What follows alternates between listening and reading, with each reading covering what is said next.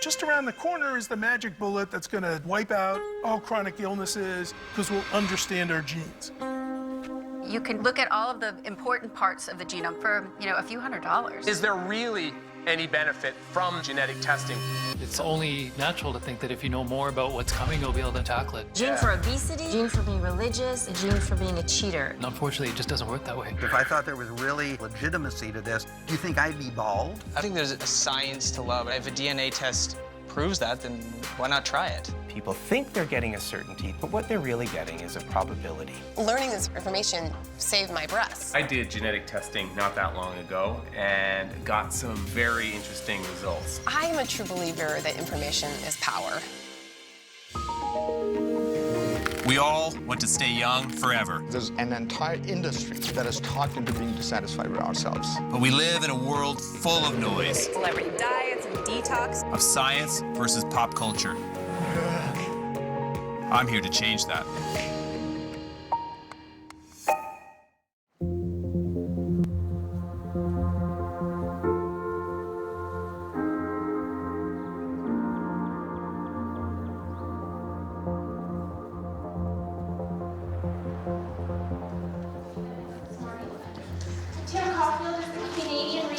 Chair in Health Law and Policy. Please welcome Professor Caulfield. Thank you. This is a topic I've been following my whole career. For over 2 decades, I've been following what's been called the genetic revolution. In fact, this idea that we are living in a personalized medicine revolution, a genetic revolution, is absolutely everywhere. For decades, we've been told we are in the midst of a genetic revolution. Eliminating disease, the secret to weight loss, determining athletic ability, and even finding the genetically perfect mate. The possibilities are endless, and it can all be achieved through the genetic revolution. If you're talking about revolution, you're talking about something that's really going to have a broad-based impact. So how is this revolution being presented, and how is it really playing out? Is this really going to have that promised revolutionary impact on fitness, on nutrition, on chronic disease? We used to think our destiny is in the stars. Now we know it's in our DNA. When people hear that they can maybe get access to their DNA, they're getting secrets and finding out incredible details about themselves. We've put a massive emphasis on DNA. Genetics helps to make us all biologically unique. This was sort of a secret magic helix that would tell us everything we ever wanted to know about not only us, but about animals and plants too. It was not even 50 years ago that a young Englishman named Crick and a brash, even younger American named Watson first discovered the elegant structure of our genetic code. All human DNA is composed of the same 4 chemicals. From the perspective of genetics, it's really just the order of these building blocks that sets us apart. Since Watson and Crick discovered the double helix structure of DNA in 1953, genetics has been touted as the missing link to health, the blueprint of life. DNA plays a large role in determining our traits. It passes on our hereditary information through the generations. With this profound new knowledge, humankind is on the verge of gaining immense new power to heal. In 1990, the Human Genome Project was launched with the goal of sequencing the entire human genome, over 3 billion base pairs, including the then unknown number of human genes. By 2000, the full genome sequence of the fruit fly was complete. A few years later, they sequenced the first mammal, a mouse. The genome of a mouse is about the same size as a human's, and on average, about 85% similar. The Human Genome Project was completed in 2003 to 99.99% accuracy. It found that there are about 20,000 genes, and that genetically, we are all ridiculously similar. The first human genome took 15 years and $3 billion? And now you can look at all of the important parts of the genome for, a few $100s. Next generation sequencing platforms can analyze DNA much faster. This has allowed for a dramatic drop in costs, making it more accessible to the general public. By determining the unique DNA sequence of an individual, it allows us to make comparisons between different traits, from curly hair to straight hair, nearsightedness to farsightedness, to the biggest hope, understanding the difference between normal genes and ones which cause disease. You can match a blood transfusion to a blood type. That was an important discovery. What if matching a cancer cure to our genetic code was just as easy, just as standard? What if figuring out the right dose of medicine was as simple as taking our temperature? And that's the promise of precision medicine. So for at least 2 decades, we've been listening to the just around the corner is the magic bullet that's gonna fix everything and we'll understand your genes. Well, I think we're a long way from understanding our genes.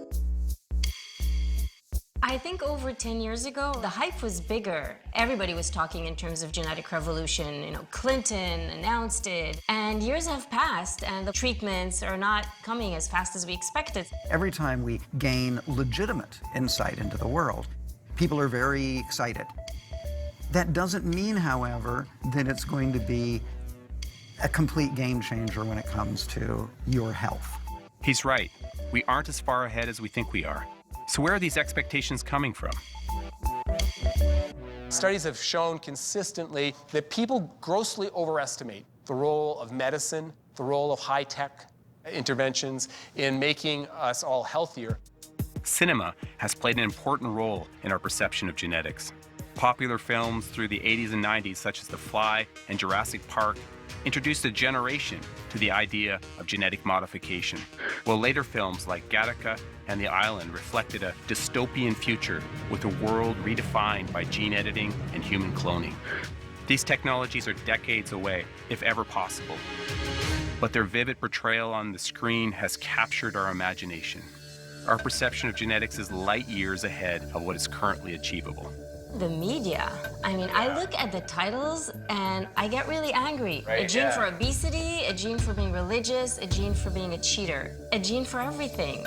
It's just bad science communication. It's an issue that's been sort of oversold by the media. I don't know if everybody's really understanding everything that's behind it, about the buzzwords and the revolution. Another way to see whether or not we're still in the era of that genetic revolution is to look at how many people choose to spend about $200 to do genetic testing and why they do it. How many people here know someone who is interested in genetic testing?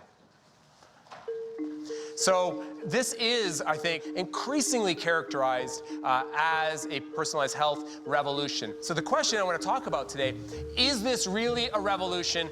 And is there really any benefit that could be derived from that kind of genetic testing?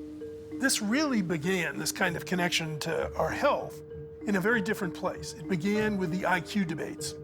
What was the contribution of genetics to our intelligence? Those controversies, could behavior be reduced to genetics, sort of got people thinking, hey, well, what about the rest of us, our lifestyle, our willingness to fall in love, our ability to be a great athlete? Within the next 5 years, the genetic testing market is expected to be a $10 billion industry, and this includes hundreds of direct-to-consumer services. So I did genetic testing not that long ago and got some very interesting results. Science and technology have evolved rapidly. Now everyone can access and analyze their genetic makeup, and millions have done just that. The focus is on the individual. That's the individualism that we see in Western culture. I ought to be in charge of this, and if my genes are flawed, well, I better do something about it. If I'm sick, it must be my fault because I'm lugging around bad genes. So if I know what they are, then I can make the changes necessary. And it adds into something else that we all want to believe. If I really do all the right things, I can probably live as long as I want.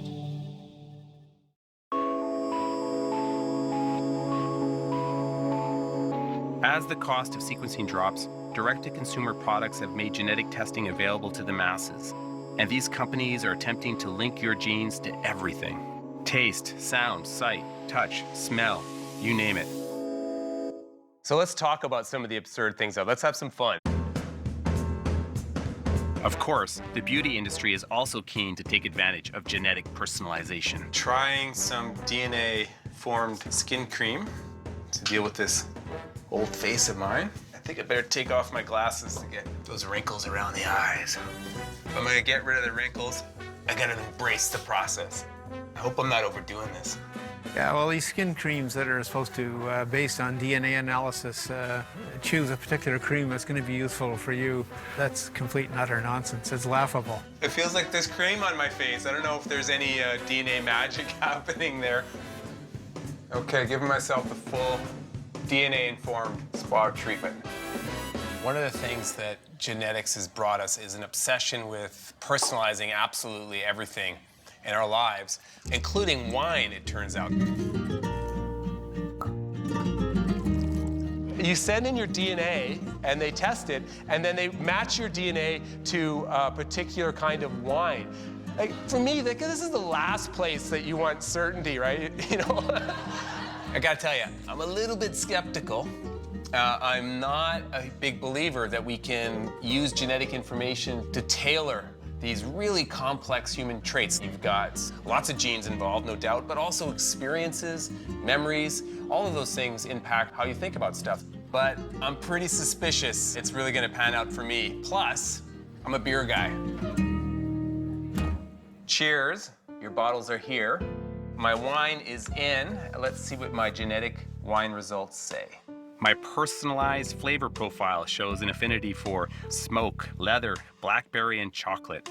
My palate lends itself to red wines, particularly Cabernets and Zinfandels. The big question is, do my genetics reflect my preferences? Guess I've got good taste. I would love to see the science behind that. If we're told that a wine is expensive, we change how we evaluate that wine. So you can imagine if I told you that you should like Chianti, and I told you that's what your genes tell you, it would probably be very similar to telling you that the Chianti costs $300 a bottle. It would probably influence your interpretation of the taste. Music plays an important part in our lives, and you can now get this company to make a song based on your DNA. They actually use the protein of your DNA to compose a song, which is pretty cool.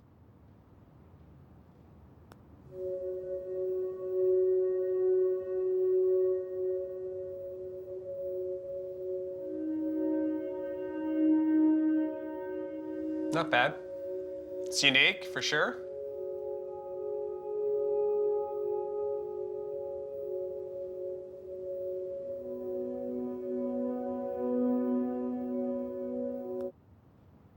I can see why people would get into that. You know, if you're gonna do something with your DNA, why not music? Not sure I'd put it on my playlist, but kind of neat. Now this one's ridiculous. Eat Celebrity Meat, a website that popped up a few years ago. The way it works, you get a little bit of DNA from a celebrity, you culture it, and you grow some meat, and then you make a sausage from it. Celebrity sausage. You got your James Franco, your Jennifer Lawrence, and your Kanye West. The Jennifer Lawrence one would, of course, win all the awards, and this one would just cause trouble. This turned out to be a hoax to spark discussion about lab-grown meat. But truly, how would you feel about eating this? If they really could make meat out of celebrity DNA, would you buy it? Would it sell? Probably. This really shows you the power of this cultural phenomenon, right? And then it's even being marketed for your pets. So you can go and get your Fido tested and find out your dog's wellness needs based on their DNA.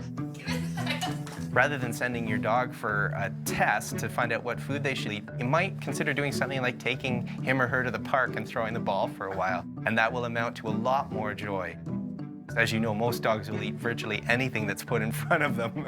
So they don't need a selective process, and it will not change their health. And the results for the doggy DNA test are vague. Sure, it might tell you what breed of dog you have, but the health information is very general. For instance, Schnauzers have a deep bark that makes them sound larger than they actually are. Not sure how this information will keep your dog healthy. At least Stephen got a certificate in the end. Wine, music, dogs, celebrity meat. Is this really what the genetic revolution is about? Some of these are fun. They're not so serious. But the problem is that it's sold on as if the science is real, right? So even if it's fun, it still kind of leads to sort of a misinformed public. So by pushing these patently ridiculous types of products, we also undermine the general understanding of science, and that's to all of our detriment. What's the promise here? What are they promising? Why do they think it's important? Well, a whole bunch of reasons. It's entertaining, for sure, but the management of individual health, right? The idea that genetic information will make informed choices about your lifestyle. That's the idea, that's the promise. I think people are basically taking advantage of the desire that people have to know the future. They're trying to buy into something that people are hyping out to them, which is, if you have the right diet, if you have the right genetic knowledge, if you have the right exercise pattern, and I guess if you have the right karma, and these all align with your genes, you're going to go on for a very long time.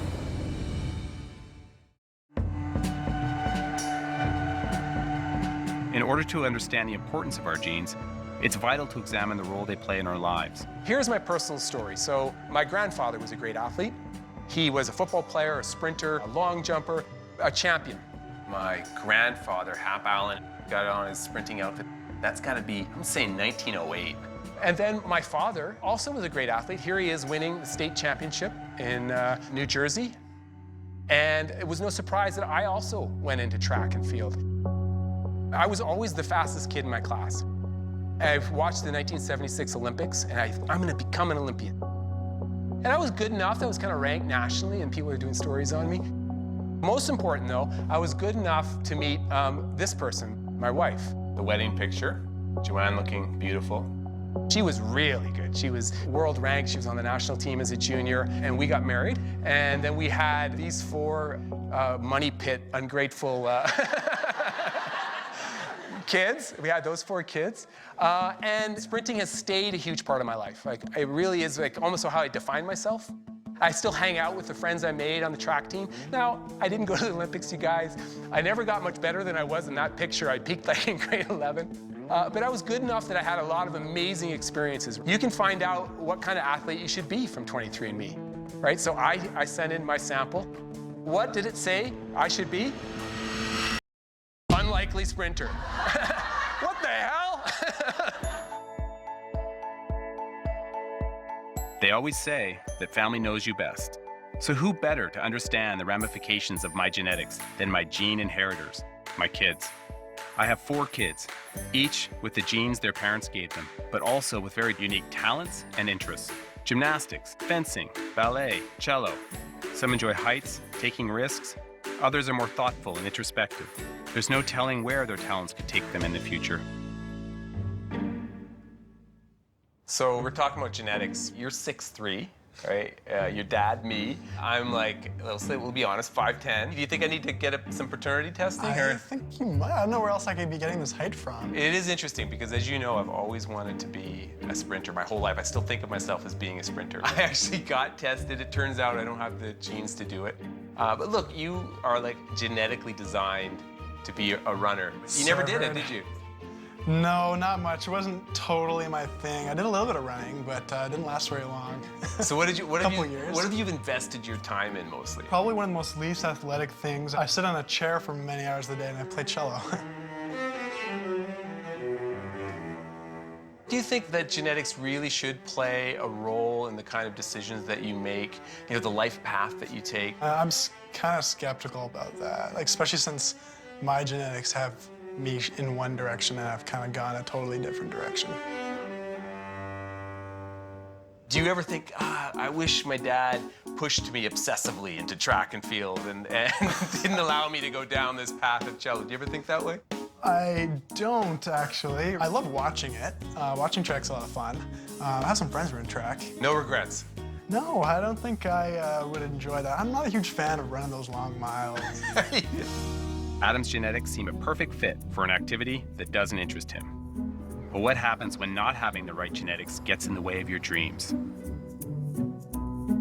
My daughter Allison is now attending college, which, from a father's perspective, is a great move.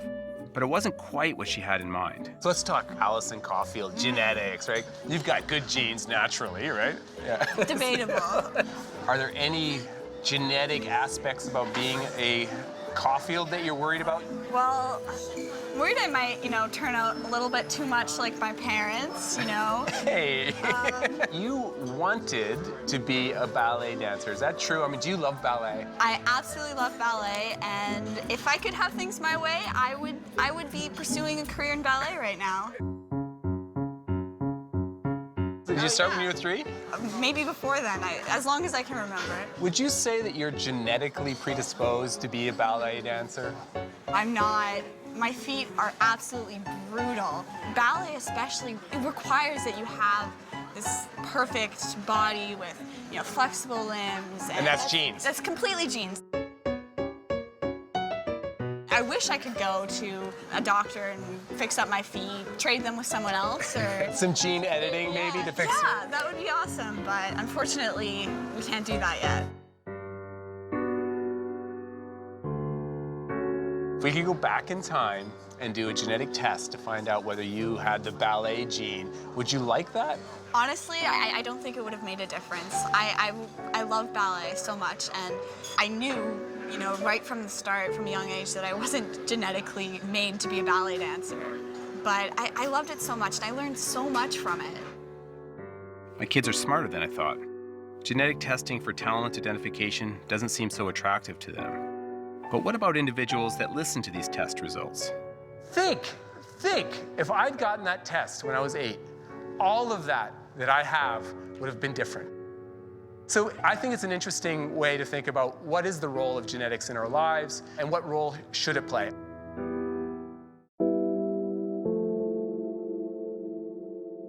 Genetic tests are being marketed for anything and everything. There are even companies out there, you guys, where you can send your DNA in and you can find your perfect match. Love, perhaps the most complex human emotion, impossible to define, influencing all aspects of our interpersonal relationships, from family and friendships to the most confusing, romance. How much do you think genetics plays in relationships? I would say that I don't really think it does, but I'm open-minded. I think that there's obviously a lot of mystery going on. A genetic test for love just sounds too abstract. How can you test for something like that? Do you know anyone who's used genetics as a way of finding a date? A date? Has that worked out for anyone, or? They claim it's worked out, but there isn't a guy in the world that's good enough for my daughter, so you don't need to take this test. There are chemical reactions that happen in the body when you're interested in someone, but I don't think there's a genetic predisposition for falling in love with someone.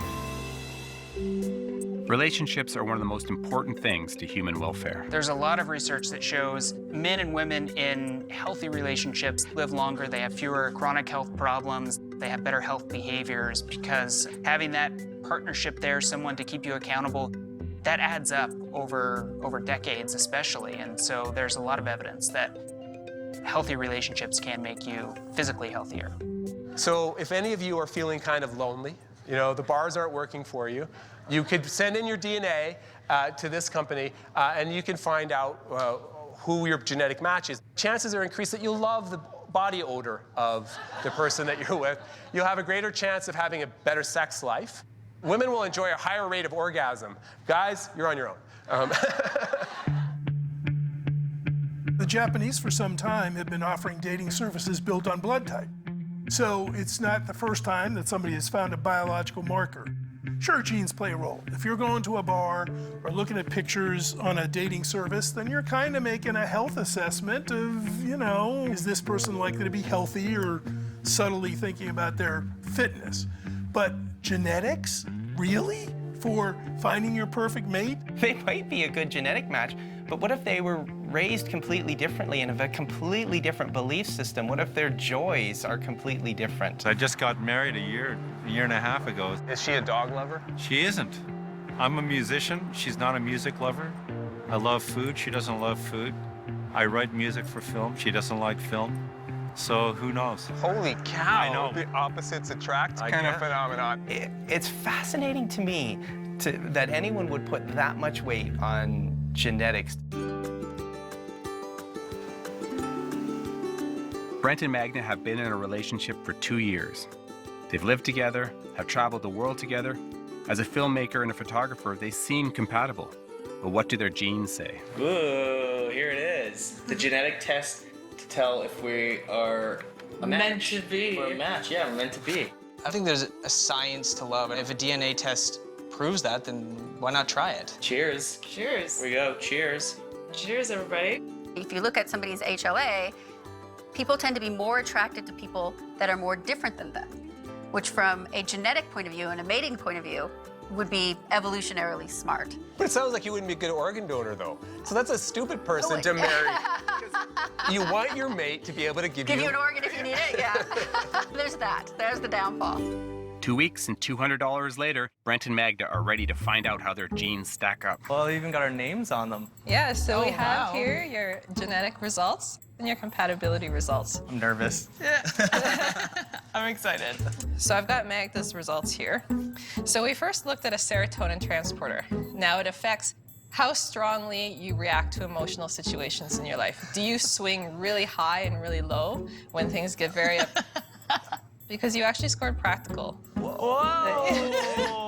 Okay. For the biological compatibility, which is the physical attraction component between you two, you scored an 80 on that. Now, average couples score between 75 and 84. So it looks at genes of your immune system. And so these genes are very different from person to person. So the better the person smells to you, the more likely they are to have different HLA genes from yourself. You probably smell my HLA a lot right now.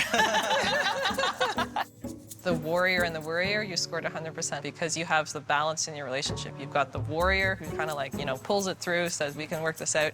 And you've got the worrier. People who are high worriers tend to be more creative, tend to find more pleasure out of life. So you bring that component to the relationship where the warrior has a harder time doing that. So you complement each other. Very true. Those two factors are actually my favorite part of our relationship. Yeah, That absolutely. you kind of like are the rock, and then you appreciate that I can make us have fun and relax. It's true. So the average score for couples who take our test is 75% in compatibility.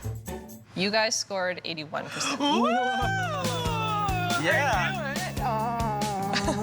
Well, I didn't know it, actually. I wasn't sure. That's an A- in school. Yeah, so how did it go? Our love has been approved. Approved. 81%. That's pretty good. Impressive, you guys, impressive. We win science of love. Look, you guys are obviously in love. Do you think this is going to impact how you feel about each other? I think if we had failed, I think it might have. It was actually kind of fun. Yeah, I had fun. Yeah, I would recommend it. Everybody's trying to figure out this love thing. If it's a DNA test that does it, great. I mean, I know I love this girl, and this just shows me a certificate of proof. That's it. Relationships are a big part of a healthy life. Having a good relationship really do contribute not only to quality of life, but perhaps even to the longevity. Relationship success, it's not rocket science. It's the individual pieces that each partner brings to the relationship and how couples interact with one another. So that's really the magic of what contributes the most to relationship success. So genetics could be a piece, but at best, it's going to be a very small piece of a complex puzzle.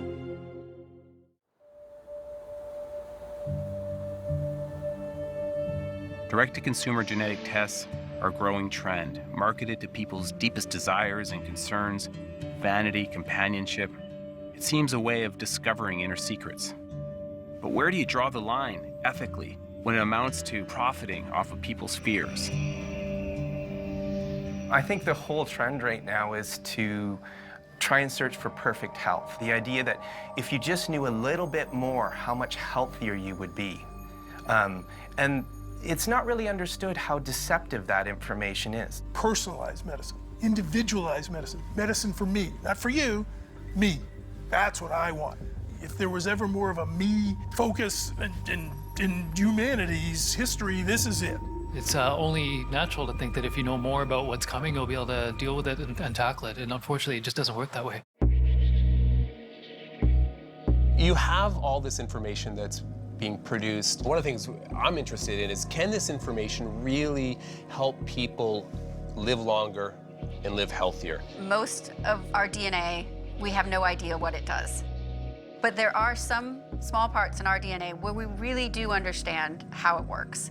2 to 3% of people have a change in their DNA that makes them at risk for an adult onset preventable disorder. So there's a really meaningful opportunity to make preventative genetic information accessible and affordable to more people. Personalized genetic service providers are popping up all around the world, from North America to Hong Kong. They offer a full spectrum of services, from cancer screening to athletic ability testing. The interest in genetics, in the genetics of diseases, is really part of what's been called the genetic revolution. We have increasing interest in finding out what we're at risk for, and the idea, I guess, there is so you can do something about it. Exactly. Basic understanding of disease like cancer is that there are two very important components. One is the inherited, the genetic component. One is the environmental component. If we can know in advance that there are certain genetic markers that you carry that are associated with certain things, then ideally you can use that information in a proactive way. You can identify preventable adult onset disorders by looking at your genome. Most people aren't going to have one, but if you do have one, you can now detect it and prevent it ahead of time. And that's a big change. Meg, you've had genetic testing, is that right? I decided to get genetic testing because I got a breast cancer diagnosis. My grandmother and sister both got diagnosed as stage 3. So when I got the diagnosis, I wanted more information to find out how I should think about my treatment. I remember the breast surgeon essentially telling me, look, you definitely have the CHEK2 gene. I mean, there's almost zero chance that you wouldn't, and so we should schedule you for a double mastectomy and address this right away. The CHEK2 mutation increases your likelihood of breast cancer by, I think, about 25%. It also increases your likelihood of recurrence even more significantly. So, I mean, that's a lot of information to get. Wow. But I decided I want to actually find out for sure if I have this CHEK2 mutation, and that's when I worked with a physician and sent my sample in. Within a week, my breast surgeon called me with the results. The good news in my case is, against all odds, I actually did not have the mutation. So my course of action went from a scheduled double mastectomy to a lumpectomy, which is just a wholly different situation. But for me personally, in my situation, learning this information saved my breasts. I mean, had I not had access to the information, I absolutely would have had a double mastectomy because that would have been the right decision based on the information that I had access to. Is this what you see as the future of genetics, meaningful data that can be used for action as opposed to some of the frivolous stuff we always hear about in the news? Well, I certainly hope so.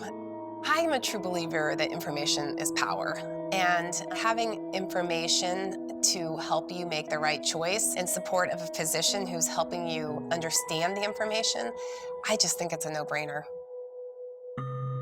I get the use of this technology for highly penetrant cancer, highly predictive cancer genes, and for the rare diseases.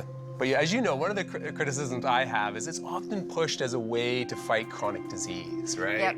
Tell me why I'm wrong, that this isn't going to get people to exercise more and smoke less and eat proper food and keep their weight down, because that's what we need to do to create a healthy population. I mean, I don't really have a great explanation for it other than that it is kind of the power of suggestion and this moment of feeling personalized. You just got a piece of information that's unique to you, and it drives a conversation, a more informed conversation with your doctor. And my company and probably other companies are looking at that moment and really seeing some great opportunities for how we can take mobile technology and genetics and genomics and engagement tools and have a more informed conversation that could help really move the needle in healthcare savings.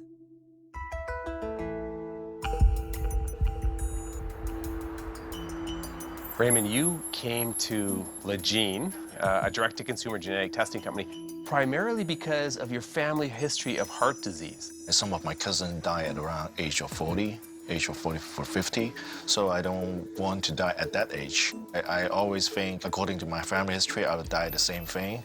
I would die because of the heart attack. You came because you wanted to find out if you had a genetic predisposition to heart disease. Dr. Cook said it's not because of your heart. You want to check more? They got a new system called DNA testing. So, okay, I go for a try, and then I go for the test for the saliva. And after a month, I got a report back, and the result is shocking me. Tell me what I'm looking at. So Raymond has a genetic test focusing on his cancer risk. his gastric cancer, his stomach cancer risk is being elevated. His genetic composition is different from the majority of the population. And this gives rise to almost 2.5 times higher the risk of developing stomach cancer. So the next step would be a lot of lifestyle changes related to stomach cancer. I mean, you provide this information to them. You know, we're all supposed to not smoke. We're all supposed to exercise. We're all supposed to avoid junk food. We don't do that even without genetic testing. So does providing this genetic information, in your view, really change their behavior? In my observation, yes, it is. But I think the impact on behavioral change is very significant. The cost of genetic testing and genetic counseling at Legene can add up to thousands of dollars US. This includes monthly checkups and a health prevention plan. Did you do all the things that you should normally do to live a healthy lifestyle? Are you exercising? Are you eating lots of fruits and vegetables? Do you smoke? Yes, actually. But I do a lot of exercise and then eat more vegetables. Let me get this straight, Raymond. You smoke. Yeah. I don't need a genetic test to tell you you should quit smoking. Yeah, I know. Raymond is willing to pay top dollar to protect his health, but not willing to quit smoking. It's a perplexing result, but a lot more common than the direct-to-consumer companies want you to believe. You know, the behavior change thing, Art, it drives me nuts, right? Because if you think about it, the entire promise of personalized medicine, at least in the context of chronic disease, is built on the idea that if you get your genetic risk information, you will be better. You'll change your behavior, right? You're gonna not smoke, you're gonna exercise more, you're gonna eat more fruits and vegetables. It has to be built on that, because otherwise what magic is going to work? So one of the horrific facts is knowing what's right doesn't make you do what's right. Certainly one of the selling points of companies who sell you your genetic information is that if you know your risks, you will change your behavior. And we actually now know that doesn't work.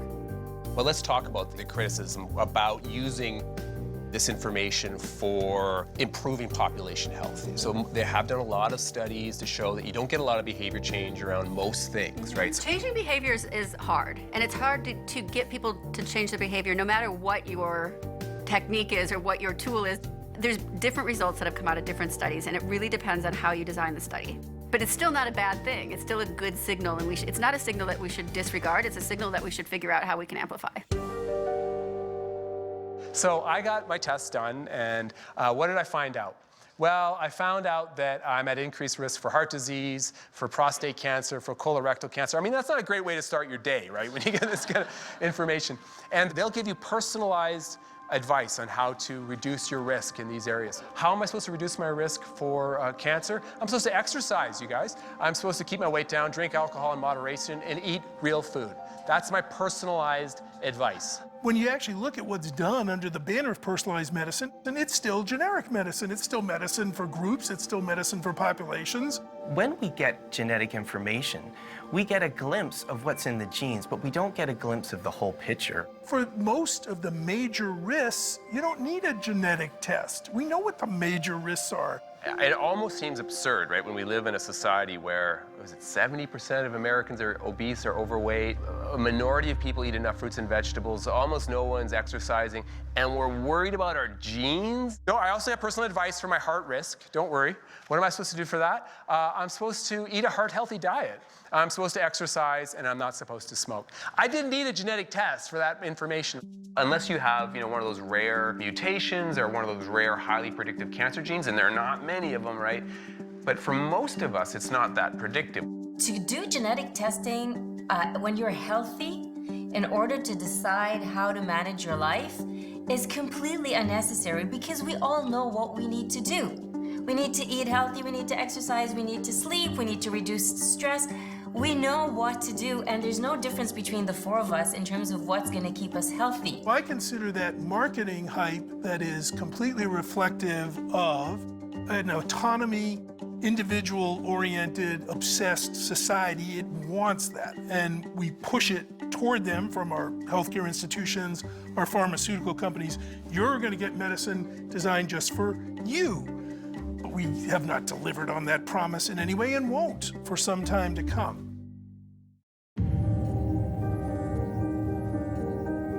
The genetic revolution promises to bring us unique personal insight in game-changing healthcare innovation, a promise that sounds too good to be true. We're not going to be able to cheat death. And we need to keep our expectations legitimate and not fall prey to our hopes and our dreams and our fears. The companies profiting off our desire to control the unknown aspects of our lives will try to convince us there are no limits to genetic analysis. Pop culture will continue to misinform the masses, but the promise of the genetic revolution doesn't reflect the reality that we live in. Medicine and science are frustratingly slow endeavors. And I think we do the public a huge disservice if we pretend otherwise. Genetics is great, but it will never be the whole picture of what it means to be human. Yeah, we have some information on genes. We have some information on white people's genes. We haven't mapped anything about most of the world's population. We have no idea what their variations mean. So if I'm a wealthy white person and I want a genetic profile, great. If I'm a Korean American or an Inuit or some other group, good luck to me. No one's mapped that out, and we have no idea what these variations do or don't mean. People think they're getting a certainty, they're getting an answer, they're getting a truth. But what they're really getting is a probability. With hundreds of genetic testing products on the market, each promising a simple solution to our toughest problems, protection from our biggest fears, it's tempting to buy in. So what should people do with these things? Should they let DNA sort of dictate the directions they take in life? If you're going to do it, if you decide you're comfortable doing those tests, I definitely don't think you should take it too seriously. I couldn't agree more. It's a toy. Play with it if you want, but don't base life decisions on it, and don't think that this can give you, real advice about how to manage your life. Do what you know is healthy for you. Unless you're sick and your doctor tells you to get genetic testing to treat your disease better. That's a totally different ballgame. Those magic bullets don't exist, by and large. And certainly genetics is not a magic bullet in telling you what to eat, how to exercise, how to avoid aging. It's just not. You will hear otherwise, but that's either driven, in my opinion, by, at best, wishful thinking, and at worst, out-and-out fraud. People who want to make a buck off your desperation to live forever and be attractive and thin. And I'm a geneticist. If I thought there was really any underlying legitimacy to this, do you think I'd be bald, right? Do you think I'd be short? No, I would use genetics to not be bald and short, right? But that's really not the way science works or medicine works. I'm not against genetic science. I'm not against trying to understand, what genes mean for our health or our personality or our behavior. I'm not afraid to ask any of those questions. But let's not get way ahead of this particular cart. When everybody is out there saying, I'm going to match your diet to your genes, it's just ludicrous. We can't even match basic things like your colon cancer to your genes, much less whether you ought to eat celery or rutabagas. I mean, it's complete, utter nonsense.